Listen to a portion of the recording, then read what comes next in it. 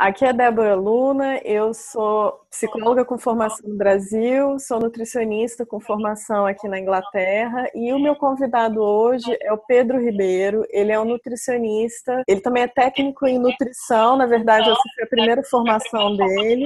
Depois ele fez nutrição, ele é pós-graduado em nutrição e pediatria e adolescência, tem bastante experiência na área hospitalar e ele é professor do curso técnico de nutrição. Tem alguma coisa no currículo de nutrição do curso técnico sobre nutrição infantil? Na verdade, não. Porque o que acontece? O profissional técnico em nutrição, ele tem um trabalho um pouquinho diferente do nutricionista. Então, na verdade, a ideia é que ele não trabalhe de forma individualizada, e sim que ele trabalhe com grupos.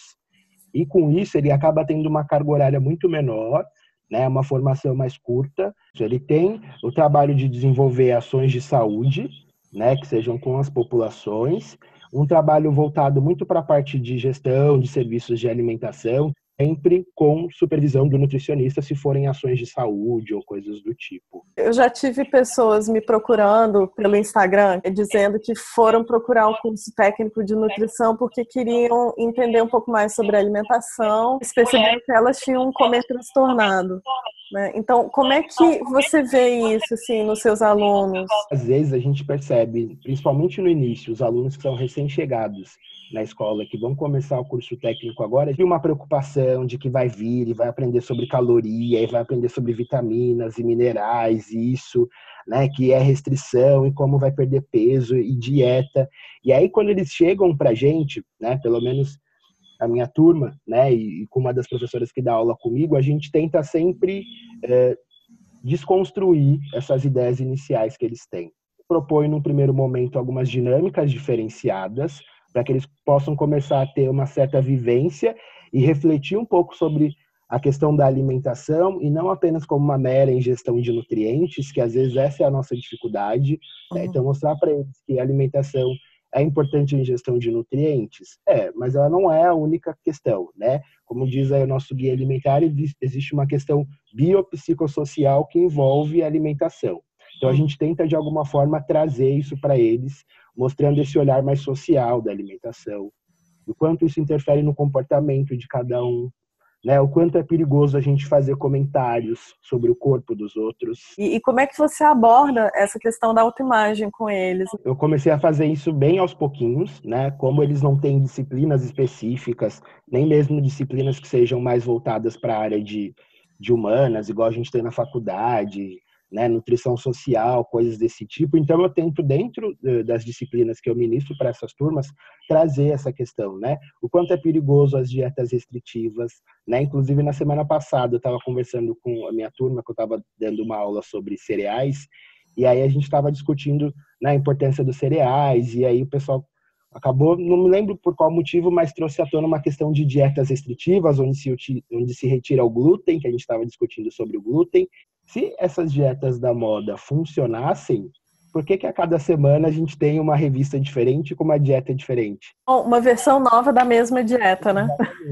E aí eles ficaram super perplexos. Fazer realmente eles saírem um pouco da caixinha no intuito de pensar a alimentação de uma forma diferente. Então, a ingestão de nutrientes ela é importante, a gente vai discutir isso em aula, mas ela não é o único aspecto. Como eu posso comer os alimentos sem desenvolver uma relação negativa? E eu sempre falo isso para os meus alunos, a importância de entender que não existe alimentos bons e ruins, né? Esse pensamento muito dicotômico de que sim ou não, ele é sempre uma coisa que me preocupa bastante. A gente sempre tenta, de alguma forma, romper com essas questões, para que eles possam ter uma relação cada vez mais saudável, mais equilibrada e menos com uma preocupação excessiva, né, de que tudo é peso, tudo é caloria, que não é verdade. Eu sempre falo para eles que os alimentos, de modo geral, podem fazer parte de uma dieta saudável, né? Então a gente não tem que restringir nada, a não ser quando a gente tem um problema de saúde, uma doença específica, e aí é uma outra questão.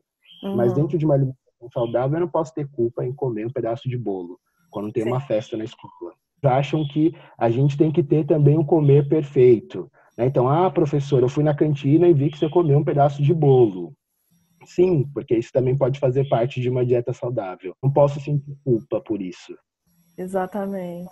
E a questão da imagem corporal, mais especificamente, você aborda alguma coisa? Abordo. Inclusive, com essa turma que a gente fez esse primeiro bate-papo inicial, no início desse semestre, uma das coisas que a gente acabou combinando com eles, né, eu acabei falando para eles um pouco sobre as questões de imagem corporal, e eu pedi para que eles tentassem ser mais gentis, não só com os outros, mas também com eles mesmos, né? Que as conversas não girassem em torno do corpo, porque o outro emagreceu ou porque o outro engordou, que o corpo é do outro, né? Que a gente não tenha nenhum tipo de julgamento em relação a isso e que a gente possa entender que a questão de saúde ela vai muito além de um peso. Não é o peso, não é o IMC que vai definir se aquele indivíduo é ou não saudável, por exemplo. É uma novidade, de certa forma, quando a gente acaba trazendo essa outra vivência de enxergar que a alimentação saudável não vai ser uma alimentação restritiva, né? Que eu posso comer determinados alimentos e que isso pode fazer parte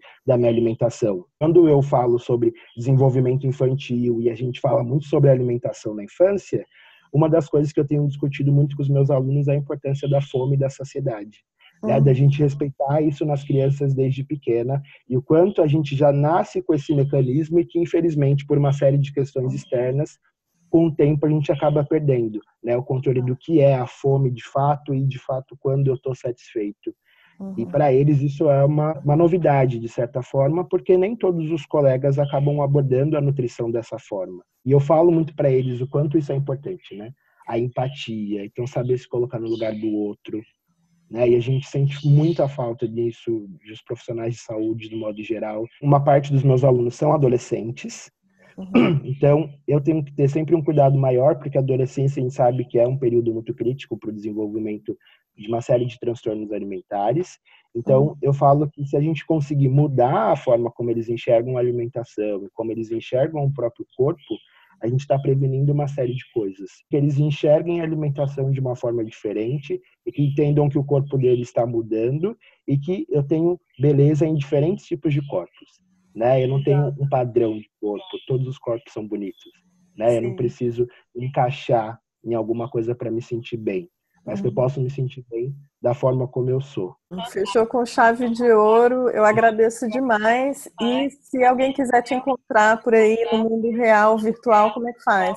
Pode entrar em contato comigo pelo meu e-mail e nas redes sociais eu estou aí com uma certa frequência, né? No Instagram, no Facebook com uma frequência um pouquinho menor, mas no Instagram mais frequente. Então, muito obrigada mais uma vez, sucesso, que você alcance cada vez mais pessoas, especialmente jovens, para que eles se desenvolvam aí com uma relação muito mais saudável com a comida, com o corpo, que isso a gente precisa demais nesse mundo de hoje. Dá o seu joinha e eu vejo você no próximo vídeo com uma outra informação ou entrevista. Até lá!